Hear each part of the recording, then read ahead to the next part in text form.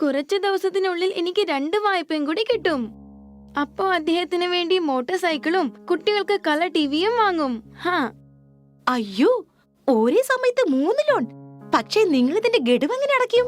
ആദ്യം എനിക്ക് അങ്ങനെയാ തോന്നിയത്. പിന്നെ അദ്ദേഹം പറഞ്ഞു, അതെ, നമ്മുടെ വരുമാനം കൂടി. നീ എന്തിനാ വിഷമിക്കുന്നത്? 2 പേരും കൂടി അടച്ചു തീർക്കും വായ്പ. നീ ഒന്ന് ആലോചിക്കേ. ഒരേ സമയത്ത് 3 ലോൺ എനിക്കത്ര ശരിയായിട്ട് തോന്നുന്നില്ല. ഒന്നുകൂടി ആലോചിക്കേ. അതെ, അദ്ദേഹം എല്ലാം തീരുമാനിച്ചു കഴിഞ്ഞു. ഇനി ഞാൻ എന്തിനാ ആലോചിക്കണേ? അത് പോട്ടെ, നീ വിഷമിക്കണ്ട. നീ ഇരിക്കേ, ഞാൻ ചായ കൊണ്ടുവരാം. അയ്യോ, വേണ്ട വേണ്ട, ഞാൻ പോകുന്നു. ആളുകൾ വരും, അവരെ സാരികൾ കാണിക്കണം. നീ ഒരിക്കൽ കൂടി ആലോചിക്കേ. പോട്ടെ. ശരി. ഇങ്ങനെയൊന്നും ആഗ്രഹിച്ചില്ലെങ്കിലും രേവതി ഒന്നിനു പുറകെ ഒന്നായി 3 വായ്പകൾ എടുത്തു.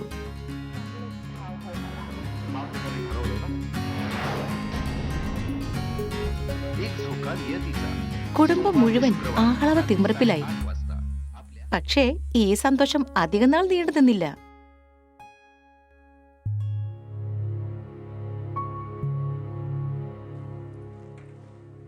ആരാ? രേവതിയോ? വരൂ വരൂ.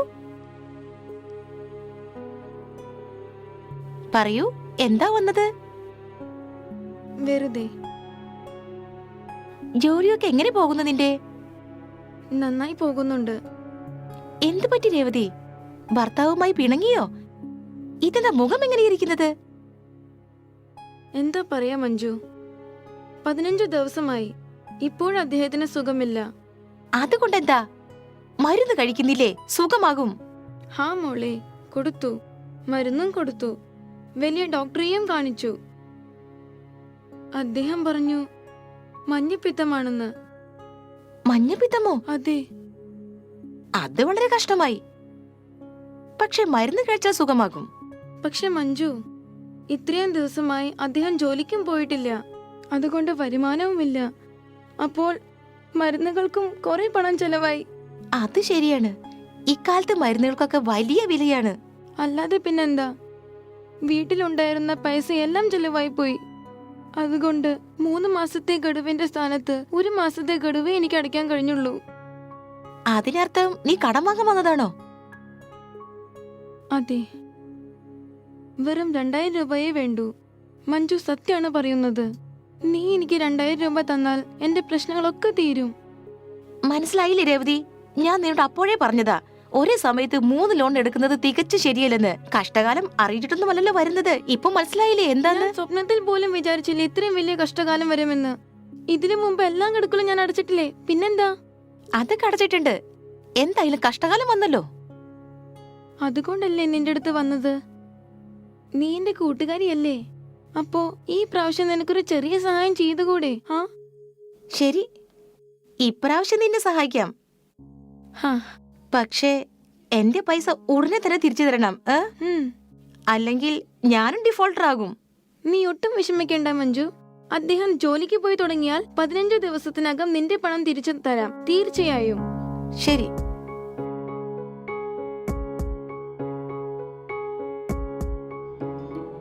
അതെ, ഞാനെന്താ പറയണെന്ന് വെച്ചാ, അതെ കേൾക്കുന്നേ. അതെ, ഞാൻ കേൾക്കുന്നുണ്ട്, പറയുന്നത്. ആദ്യം ടിവി നിർത്തൂ. ഇതാ നിർത്തി. ഇനി പറ. നോക്കൂ, ഇതുവരെ എന്നെ കൊണ്ടാകുന്ന വിധത്തിൽ കാര്യങ്ങൾ നടത്തി. എന്നാൽ ഈ മാസത്തെ 4 ഗഡുക്കളുടെ 12,000 രൂപയും അതിന്റെ പലിശയും ഒക്കെ അടയ്ക്കേണ്ടി വരും. അതെ മോളെ, എനിക്കിതൊക്കെ അറിയാം. പക്ഷെ ഞാൻ എവിടുന്ന പൈസ കൊണ്ടുവരിക? ഈ മാസം എങ്ങനെയെങ്കിലും ശരിയാക്കാൻ നോക്ക്. എനിക്കൊരു സ്ഥലത്ത് പെയിന്റിംഗ് ജോലി കിട്ടാൻ പോകുന്നുണ്ട്.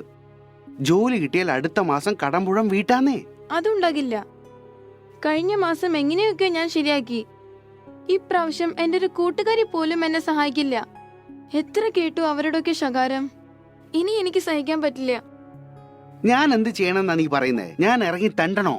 അങ്ങനെയൊന്നും പറഞ്ഞില്ലല്ലോ. നോക്ക്, ഞാൻ പറയുന്നത്, അതായത് നമ്മൾ നമ്മളുടെ മോട്ടോർ സൈക്കിൾ വിറ്റാൽ തൽക്കാലത്തേക്ക് നമ്മളുടെ പ്രശ്നമൊക്കെ ശാന്തമാകില്ലേ? എന്റെ മോട്ടോർ സൈക്കിൾ കൊടുക്കാനോ? എന്നിട്ട് ഞാൻ ജോലിക്ക് എങ്ങനെ പോവാ? നീ കാണുന്നില്ലേ രോഗം മൂലം എന്റെ അവസ്ഥ എന്താണെന്ന്? ഇനി മോട്ടോർ സൈക്കിൾ വിറ്റാലേ പറ്റുമെങ്കിൽ എന്റെ മേലോട്ടുള്ള ടിക്കറ്റും ശരിയാവും. എന്താണ് ഈ പറയുന്നത്? പിന്നെന്താ? അക്കാരം വിട്ടുകള മോളെ. ഈ മാസം നീ എങ്ങനെയെങ്കിലും ശരിയാക്ക്.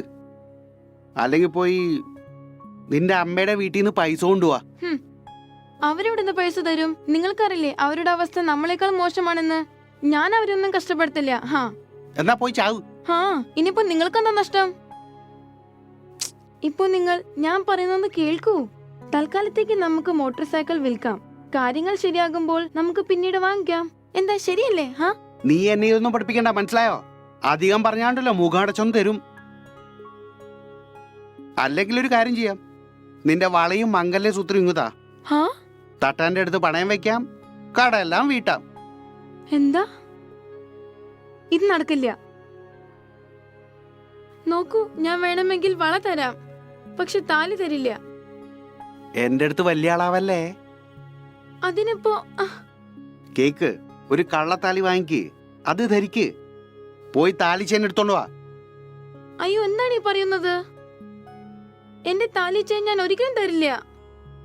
ആ പാപം ഞാൻ ഒരിക്കലും ചെയ്യില്ല. നീ എന്നെ അനുസരിക്കില്ലടി. ഇങ്ങോട്ടോട്ടാ. വിടൂ, ഞാൻ തന്നെ തരാം. ഇതാ.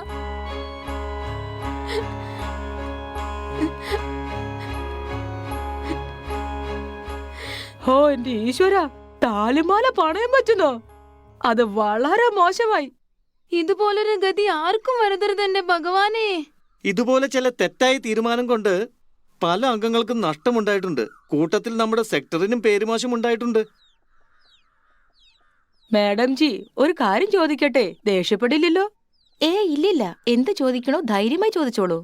നോക്ക്, ഈ പറഞ്ഞ കാര്യത്തിലെല്ലാം വാങ്ങുന്നവന്റെ ഭാഗത്ത് തെറ്റുണ്ട്, എന്നാ കമ്പനിയുടെ ഭാഗത്ത് ഒരു തെറ്റുമില്ലേ? അതെങ്ങനെ പറയാൻ പറ്റും ലക്ഷ്മി ചേച്ചി?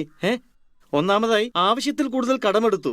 പിന്നെ കമ്മീഷന്റെ കൊതിമൂത്ത് സ്വന്തം പേരിൽ കടമെടുത്ത് മറ്റുള്ളവർക്ക് കൊടുത്തു. ഇതിൽ കമ്പനിയുടെ തെറ്റെന്താ? ഉപഭോക്താവിന്റേതാണ് തെറ്റ്. നിൽക്കു സുരേഷ്, നിങ്ങൾ പറയൂ ലക്ഷ്മി ചേച്ചി. നിങ്ങളുടെ കാര്യം വ്യത്യസ്തമാണ് മാഡം ജി. പക്ഷെ ഈ കമ്പനിക്കാര് വന്ന് ഞങ്ങളുടെ പിന്നാലെ കൂടുകയാണ്. സംഘമുണ്ടാക്കുക, വായ്പ കിട്ടും, സംഘമുണ്ടാക്കൂ, കമ്മീഷൻ കിട്ടും. പിന്നെ അവരുടെ ഏജന്റും വരുന്നുണ്ട്. ഈ കാര്യം പറഞ്ഞ് ഞങ്ങളുടെ പിന്നാലെ കൂടുകയാണ്. ഈ കാര്യം തികച്ചും ശരിയാണ്. പമ്പരം പോലെ മൂളിക്കൊണ്ടേയിരിക്കും, തല ശരിക്കും തിരിഞ്ഞു പോകും.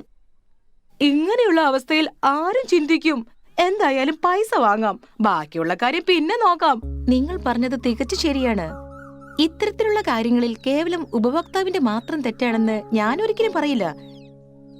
എനിക്കറിയാം, കമ്പനിയുടെ ആളുകൾ വേണ്ട വിധത്തിൽ അന്വേഷണങ്ങൾ നടത്താതെയും ടാർഗറ്റ് പൂർത്തിയാക്കാൻ പെട്ടെന്ന് വായ്പ നൽകുന്നുണ്ട്. ഞങ്ങളും അത് തന്നെയാണ് പറയുന്നത്. മേഡം പറയട്ടെന്ന്. ആളുകൾക്ക് തോന്നുന്നത് എന്താ, എത്ര വലിയ കമ്പനിയാണ്, ഒന്നും തന്നെ ചെയ്യാതെ എത്ര പെട്ടെന്നാണ് വായ്പ തന്നത്, അതും നമ്മുടെ വീട്ടിൽ വന്നിട്ട്. പക്ഷെ ആളുകൾ ഇത് മനസ്സിലാക്കുന്നില്ല. ഇങ്ങനെ പെട്ടെന്ന് വായ്പ തരുന്നതിന്റെ പിന്നിൽ ഉപഭോക്താക്കളുടെ നന്മയല്ല ലക്ഷ്യം, മറിച്ച് ഏജന്റുമാരുടെയും കമ്പനിയുടെയും പെട്ടെന്നുള്ള വളർച്ചയാണ്. അല്ലാതെ പിന്നെന്താ? അവർക്ക് ഗുണമില്ലെങ്കിൽ പിന്നെ എന്തിന് ഞങ്ങളുടെ അടുത്ത് വരണം? ഞങ്ങൾ ഇതുവരെ ആവശ്യമില്ലാതെ വായ്പയൊന്നും എടുത്തിട്ടില്ല. ഇനി അടച്ചു തീർക്കാവുന്നത്ര വായ്പ മാത്രമേ എടുത്തിട്ടുള്ളൂ. ഞങ്ങളെ ഒരാൾക്കും പറ്റിക്കാൻ സാധിക്കില്ല. അങ്ങനെ തന്നെയാ വേണ്ടത്. മേഡം, ക്രെഡിറ്റ് ബ്യൂറോയെ കുറിച്ച് പറയൂ. അത് ശരി, അത് പറയാൻ മറന്നുപോയി. നമ്മുടെ നാട്ടിലും ക്രെഡിറ്റ് ബ്യൂറോവിന്റെ പ്രവർത്തനം ഉടനെ തുടങ്ങുന്നതാണ്. അതിന് അർത്ഥം ഇത് വല്ല പുതിയ ഫൈനാൻസ് കമ്പനി അങ്ങാനുമാണോ? കമ്പനി എന്ന് തന്നെ പറയാം, പക്ഷേ ഫൈനാൻസ് കമ്പനി പോലുള്ള കമ്പനിയല്ല. പിന്നെ ഈ കമ്പനി എല്ലാ ഫൈനാൻസ് കമ്പനികളുടെ ഉപഭോക്താക്കളുടെ വിവരങ്ങളും സൂക്ഷിക്കുന്നു. അവരുടെ പേര്, ഗ്രാമം, വിലാസം, ഏത് കമ്പനിയിൽ നിന്ന് എത്ര ലോൺ എടുത്തിട്ടുണ്ട്, എന്തെങ്കിലും ബാക്കിയുണ്ടോ, സമയത്തിന് ഗഡു അടയ്ക്കുന്നുണ്ടോ, ഈ കാര്യങ്ങളെല്ലാം. പക്ഷെ ഇതൊന്ന് പറയൂ, അവർക്ക് എങ്ങനെയാ ഈ വിവരങ്ങളൊക്കെ കിട്ടുന്നത്? നല്ല ചോദ്യമാണ് നിങ്ങൾ ചോദിച്ചത്. നമ്മുടെ നാട്ടിലെ എല്ലാ ബാങ്കുകളും ഫൈനാൻസ് കമ്പനികളും ഉപഭോക്താക്കളുടെ എല്ലാ വിവരങ്ങളും ഈ ബ്യൂറോവിന് അയച്ചു കൊടുക്കും. അതുകൊണ്ട് നിങ്ങൾ എപ്പോഴാണോ ഏതെങ്കിലും ബാങ്ക് അല്ലെങ്കിൽ ഫൈനാൻസ് കമ്പനിയുടെ ഉപഭോക്താവാകുന്നത്, നിങ്ങളുടെ എല്ലാ വിവരങ്ങളും ക്രെഡിറ്റ് ബ്യൂറോവിന്റെ കമ്പ്യൂട്ടറിൽ സൂക്ഷിക്കുന്നതാണ്. അതിശയം തന്നെ. എല്ലാ വിവരങ്ങളും കമ്പ്യൂട്ടറിലോ? ബട്ടൺ അമർത്തിയാൽ അവരുടെ എല്ലാ കഥകളും പുറത്തേക്ക്. തീർച്ചയായും. പക്ഷെ ഇത് മാത്രമല്ല, നിങ്ങളുടെ ക്രെഡിറ്റ് നല്ലതായിരുന്നാൽ, അതായത് നിങ്ങൾ സമയത്തിന് വായ്പ തിരിച്ചടച്ചാൽ, മറ്റൊരു കാര്യത്തിനും തെറ്റ് പറ്റിയിട്ടില്ലെങ്കിൽ, അപ്പോൾ നിങ്ങൾക്ക് വലിയ തുക കുറഞ്ഞ പലിശയിൽ കുറഞ്ഞ സമയത്തിനുള്ളിൽ ലഭിക്കുന്നതായിരിക്കും. അതായത് ഞങ്ങളെ പോലുള്ള നല്ല ആളുകൾക്ക് ഇതിന്റെ ഗുണം കിട്ടും. തികച്ചും ശരിയാണ് പറഞ്ഞത്. ഇനി പറയൂ, ആരെങ്കിലും ഏതെങ്കിലും ബാങ്കിന്റെ അല്ലെങ്കിൽ ഫൈനാൻസ് കമ്പനിയുടെ വായ്പ തിരിച്ചടച്ചില്ലെങ്കിലോ? അതുകൊണ്ടെന്താ? ആ പുരുഷനും സ്ത്രീക്കും മറ്റൊരു കമ്പനിയിൽ നിന്നും അഥവാ ബാങ്കിൽ നിന്നും വായ്പ ഒരിക്കലും കിട്ടില്ല. ഇത് വളരെ നന്നായിരിക്കും അല്ലേ? അല്ലെങ്കിൽ ചില തെമ്മാടികൾ ഒരു കമ്പനിയിൽ നിന്നും വായ്പ എടുത്ത് മുങ്ങിക്കളയും, മറ്റൊരിടത്തുനിന്നും ചെന്നും അവിടുന്ന് മുങ്ങിക്കളയും. ഇത് തന്നെ ആവർത്തിച്ചോണ്ടിരിക്കും. ഇനി കേൾക്കൂ, എല്ലാ കമ്പനികളും ബാങ്കുകളും ഉപഭോക്താക്കളുടെ വിവരം ക്രെഡിറ്റ് ബ്യൂറോയെ അറിയിക്കേണ്ടതാണ്. നിയമപരമായി ഇത് നിർബന്ധമാണ്. ഇക്കാര്യം വളരെ നന്നായി. ഇതുകൊണ്ട് ഒരു പ്രശ്നവും ഉണ്ടാകില്ല. അങ്ങനെ സംഭവിക്കാനേ പാടില്ല. അവസാനമായൊരു കാര്യം പറയാം. വായ്പ എടുക്കുന്നത് ഒരു തെറ്റായ കാര്യമല്ല. എന്നാൽ ആവശ്യത്തിൽ കൂടുതൽ വായ്പ എടുക്കൽ, ആവശ്യമില്ലാതിരുന്നിട്ട് കൂടി കേവലം കമ്മീഷനു വേണ്ടി സ്വന്തം പേരിൽ ലോൺ എടുത്ത് മറ്റുള്ളവർക്ക് കൊടുക്കൽ, അത് സമയത്തിന് അടയ്ക്കാതിരിക്കുക, ഇതെല്ലാം തെറ്റാണ്. ഈ വിധത്തിൽ ഏത് കമ്പനികളാണോ നിങ്ങളുടെ ക്ഷേമത്തിനെന്ന പോലെ നടിച്ച് നിങ്ങൾക്ക് കുറഞ്ഞ പലിശയ്ക്ക് വായ്പ വാഗ്ദാനം ചെയ്യുന്നത്, അത്തരം കമ്പനികളെ നിങ്ങൾ അകറ്റി നിർത്തണം. എന്താ, മനസ്സിലായില്ലേ? ഏറ്റവും നല്ല കാര്യമാണ് പറഞ്ഞത് മാഡം ജി. എല്ലാം മനസ്സിലായി. എങ്കിൽ ശരി, നമുക്കെല്ലാം ചേർന്ന് ഈ സ്വാർത്ഥന്മാരെ ഒറ്റപ്പെടുത്താം. നമ്മളെ പോലുള്ള എല്ലാ മനുഷ്യർക്കും ശരിയായ രീതിയിൽ വായ്പ ലഭിക്കാനുള്ള വഴി കാട്ടിക്കൊടുക്കാം. അങ്ങനെ ഈ രീതിയിൽ നാം എല്ലാം ഒത്തുചേർന്ന് പുരോഗതിയുടെ പാതയിൽ പ്രയാണം ആരംഭിക്കാം. ഈ വഴിയിലൂടെ നടന്നാൽ ജീവിതത്തിൽ നമുക്ക് പലതും നേടാൻ കഴിയും.